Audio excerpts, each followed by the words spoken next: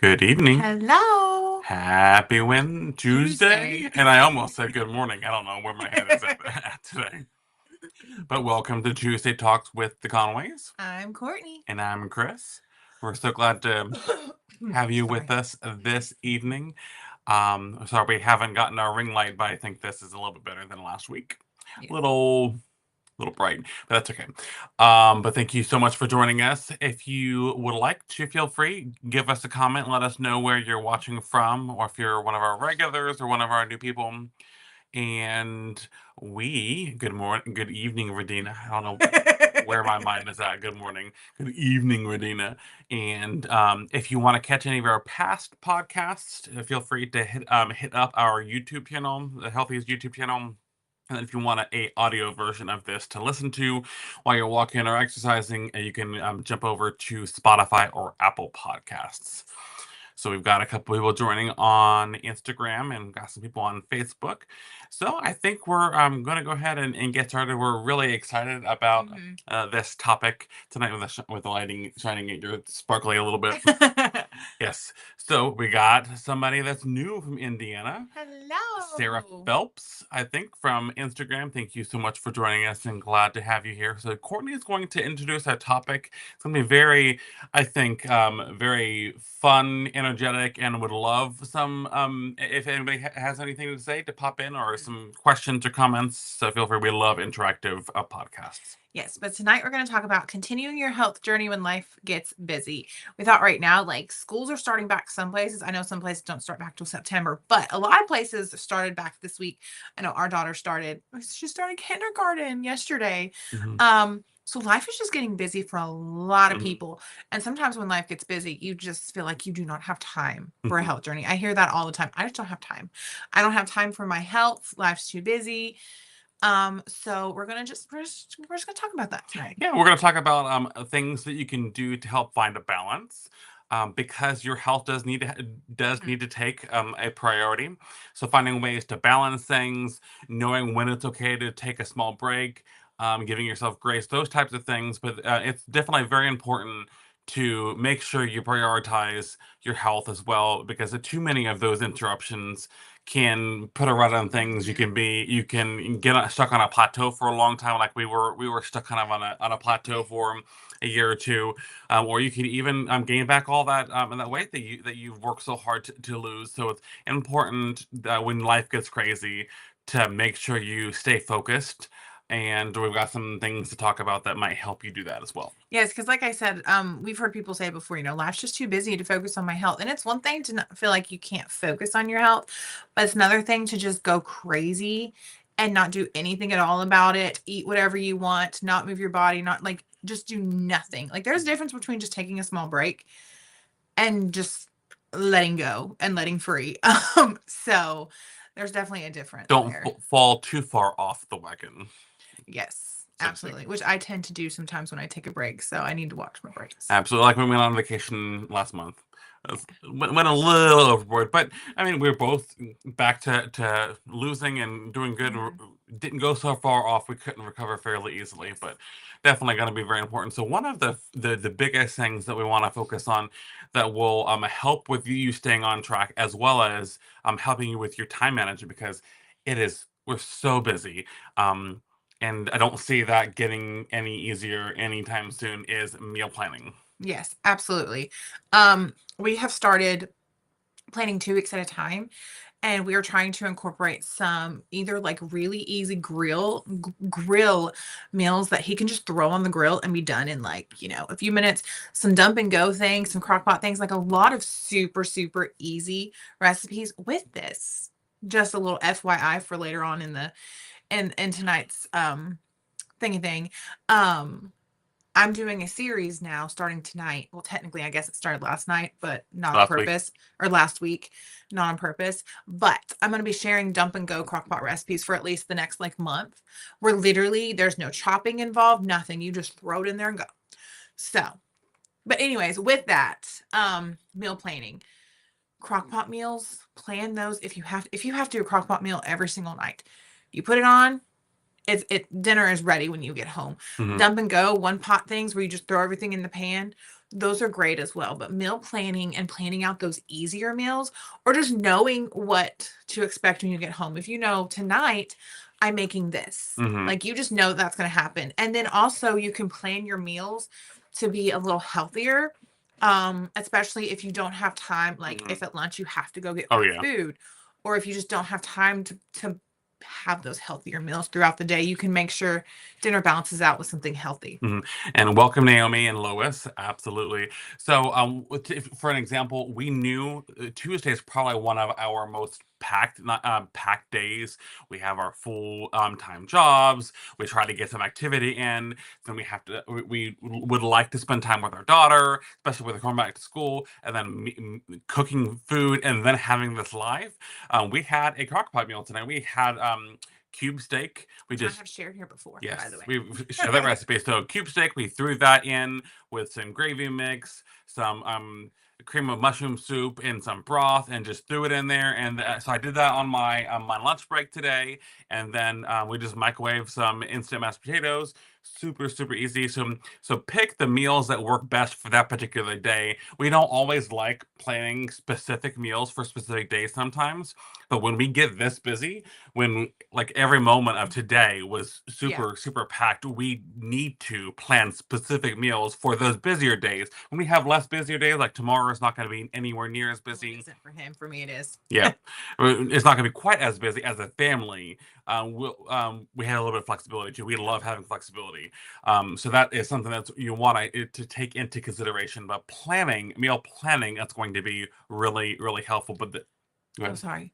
With that, it doesn't really technically have to do with food or health, but keep a calendar. If your life is super, super busy, keep a calendar. Hmm. And like we have a joint calendar on our phones, so we can see like what's coming up. Like if we have something tomorrow, we both know. Hmm. That way, like when you are planning, you can look at your calendar and be like, okay, it's today a super busy day. Let's do a crock pot meal this day. Or, oh, today's not really busy at all. I can do that, more intense recipe I've been wanting to try.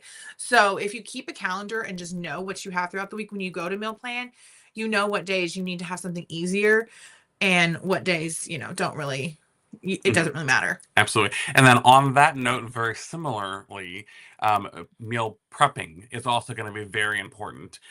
We typically don't prep for like large batches, like Hmm. 4 or 5 days. We prep for 2 or 3 days.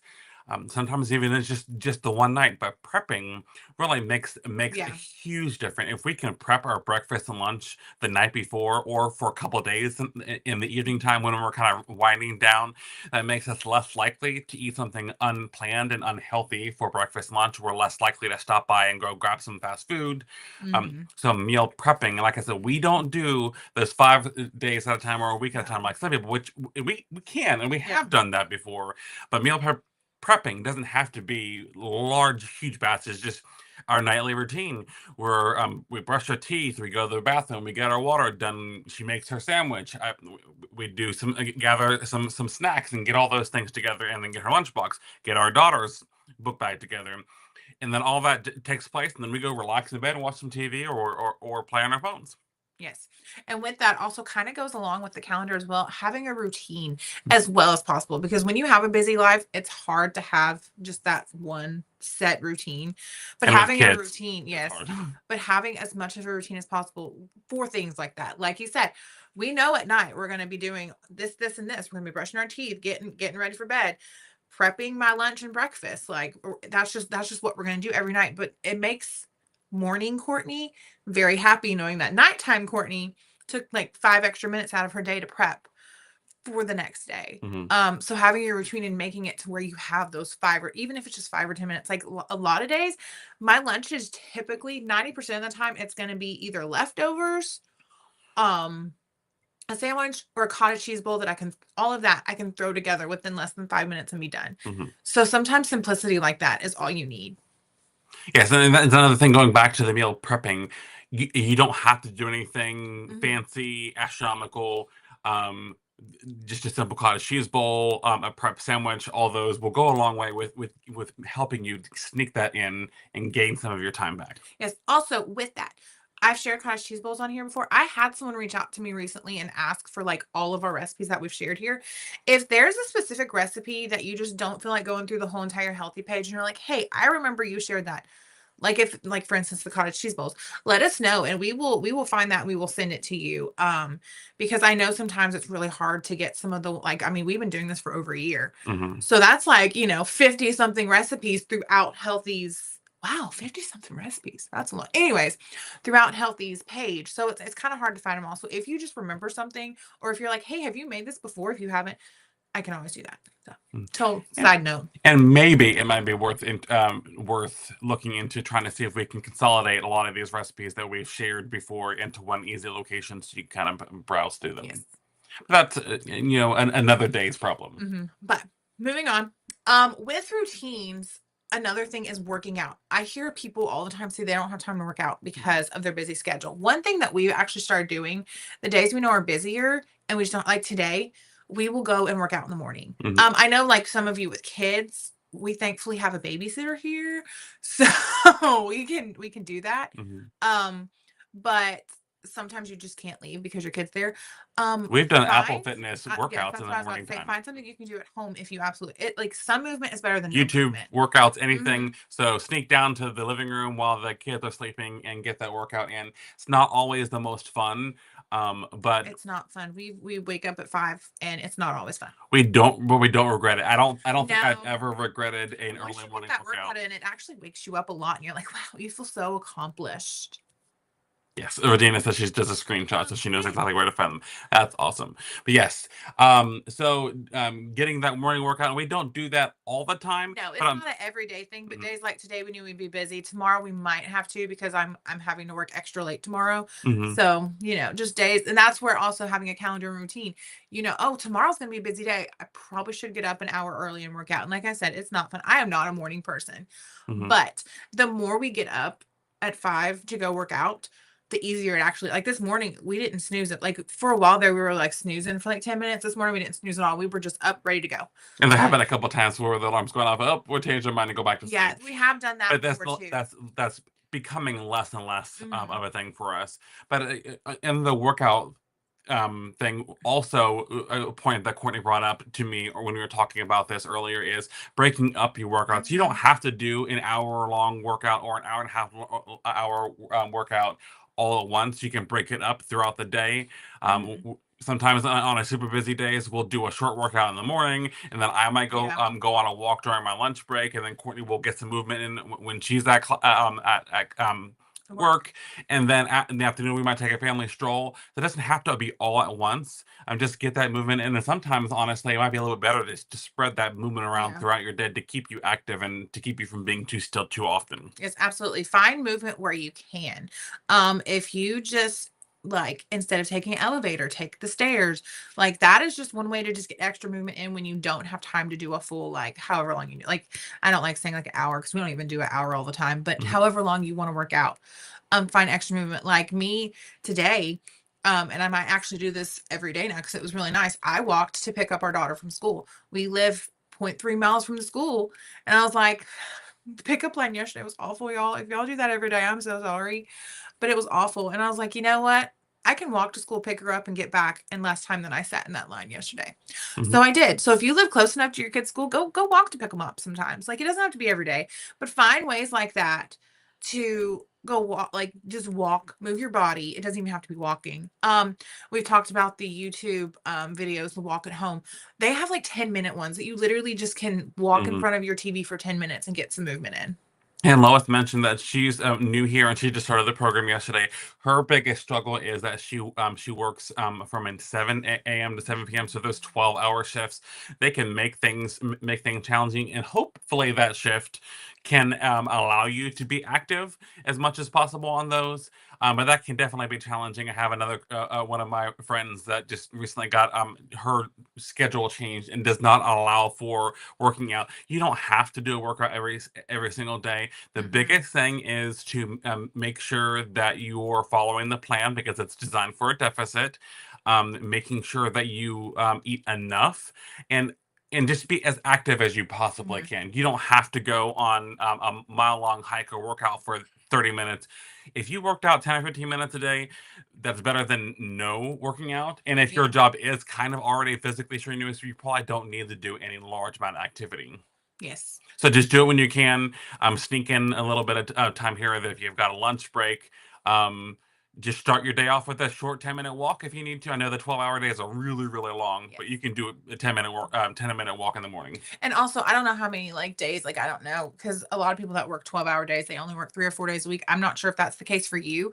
But also if you are able to just get your movement in on your days off, Mhm. that is better than nothing. And just give yourself grace and rest on the days you do work if you absolutely have to do that. Mhm. And so don't beat yourself up. Hmm. I know work. That's not, it brings us to another topic. Work is a huge priority for us, but also family is a huge priority. So try to find Hmm. a balance. I know one of our biggest reasons for getting healthy is our family. So we want to make sure that we don't give up too much of our exercise or activity time or our time focusing on our food. Um, to spend with our family, but we do also need to put some of that stuff aside. Hmm. Sometimes we need to work out a little less, so we can spend that time with our daughter and our family. That also has been part of the reason why we sometimes go to work out in the morning Yeah. time, so we can work out before she's up and not miss that time. And so after school and after work, we're able to have that time with each other too. So find a nice, healthy balance between your work and your family, and making sure that you kind of balance it too, so you don't put too much focus on your health, and then Mhm. or too much focus on your work slash job. Yes, and if you can find a way to bring the two together, Mm. that is great. I don't know how many of you have younger kids, but there's this popular YouTube guy named Danny Go. And me and Kathleen sometimes will just put that on YouTube. And it almost feels like a workout doing those dances in front of the TV. I actually do it with my class a lot too.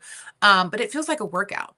So just like, and I've actually seen some of my friends on Instagram say like that's their family workout time. Mhm. Is putting somebody like Danny Go or any of these other like dance people. Um, Find something like that if you have younger kids. Like you can all move together and it would be like family time. You'd be Mhm. laughing together and it's actually so fun. Mhm. And like I actually enjoy the movement too. Mhm. So finding something like that so you can find family time and movement so you can also have your kids seeing you be healthy as well. Mhm. And then also do activities like go to the park or go Hmm. for a family walk. The other day, Catherine was home with me during my work day. On my lunch break, we walked down the street, like half a mile from us. There's a railroad that goes through the neighborhood. So we walked to the railroad. We found a penny that somebody had put on the track and picked it up, and then we walked back. So between going there and back, me and my 5-year-old walked a whole mile, and she was only on my shoulders for like maybe 5 minutes. So she walked the majority of it herself too. So she got some exercise. I got me some exercise, and we had some quality time together too. So try to find things that you can get your activity in, but also have that family time or get that activity in while you're working too. Yes, because it is very important for your children to also see you being active. Today, when I asked Kathleen, or that's our daughter's name, I said, "Do you want me to drive to pick you up, or do you want me to walk?" And she's like, "I want to walk, so I can walk home, mommy. I want to exercise."